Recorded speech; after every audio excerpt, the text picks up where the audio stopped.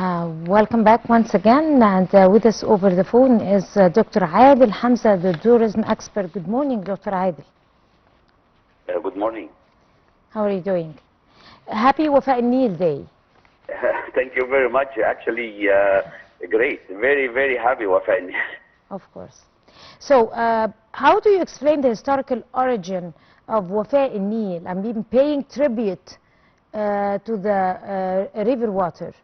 Exactly. Yeah. How did the idea, how do we explain it to foreigners? Because we keep receiving foreigners and tourists, and they're very interested in sharing with us the celebration of Wafa al-Nil, or the river flooding, paying tribute to the Nile.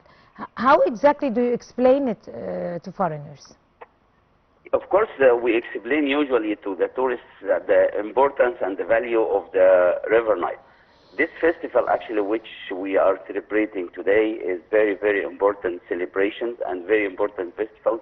Dates back to the pre-dynastic periods, as we know from the paintings on the walls of the temples and the writings of the Egyptians and the papyrus and the walls, that the Egyptians used to celebrate this festival since the pre-dynastic period. And they dedicated one of the gods of Egypt, Habi, to be the god of the river, or the Nile. And they worshipped actually the Nile. They respected the Nile very much. They gave the attention and the care for the river. They did a lot of projects around the river to keep their civilization continued until today. So, as Herodot said, that Egypt is a gift of the Nile. This is really very true, because the Nile helped the Egyptians, the ancient Egyptians, to commemorate the civilization until today. Right. The flooding of the Nile waters is, like you said, is a gift from God. And also at the same time, the start of the river waters that flow inside the Nile, Egyptian Nile. Sorry, I cannot hear you very well. The voice is really very. Okay. Not so clear. I was saying that the flood of the river waters inside the Nile River is a gift from God, like you kindly mentioned. Can you hear me clear now? Yes. Right. So, with the start of the river waters, or River Nile, the start of fertility in our lives began. The start of fertility in our lands also at the same time. And agriculture, the culture of the agriculture and ancient history of agriculture with the pharaohs began. I mean, it is such an important, vital pillar in our lives. If you like to elaborate. Yeah, actually, this is a very smart question, because, the River Nile, not like any other river in the world. The Egyptians, they used the River Nile, as you said, to fertile their life and fertile the land. They used actually the river not like other nations in the world. They used it to build civilization. So the Nile gave them the fertility, gave them the land to live on it, and they also will use this features, because they dug a lot of canals, a lot of other smaller canals to reach this water, or to take this water to the desert. And the canal of Bahr Yusuf is very, very important witness for this. During the Middle era, the 12th and the 13th dynasty, they dug a very long canal from the river to the Fayoum, which is about 85 kilometers from the river in the desert. This has given us an important thing, that the Egyptians or thought about the river as a source of eternity, a source of building civilization. And they used actually these features very much, not look like other people. In the book of the famous writer Gamal Hamdan, he talked a lot about the Egyptians and how they were thinking of the Nile, and how they used the Nile not just a river for water, but a place or something from God to give them the ability to live in this land and to build civilization.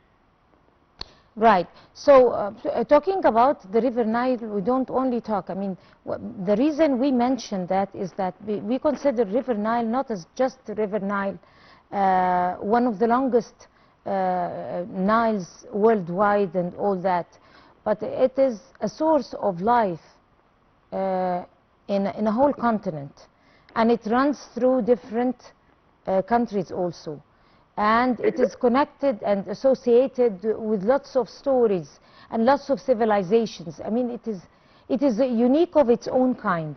It does not represent one civilization. It's a mixture of several civilizations, starting from Africa, Nile Basin countries, and all the way to Egypt and Nile Delta. I mean, it is such a source of life, and vitality is represented through the River Nile.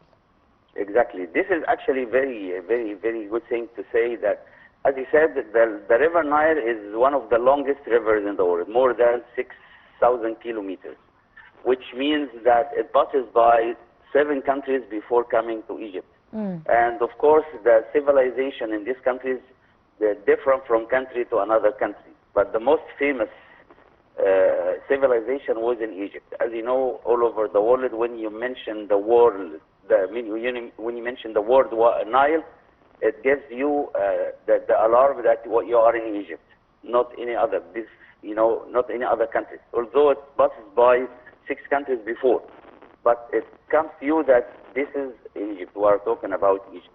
The Egyptians, they took care about this river, although they are the last country the river passing by.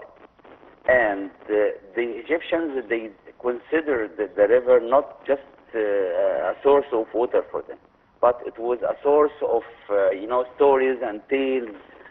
The writers wrote about the river and how the river gave them imaginations for the life.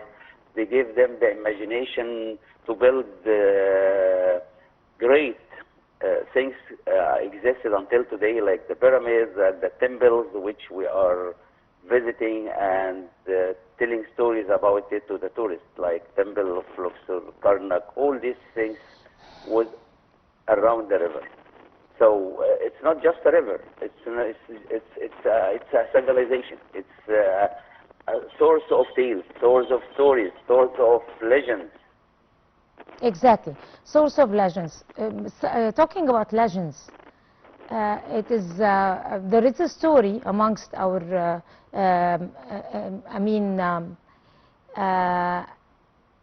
we inherited those stories and we always repeated it.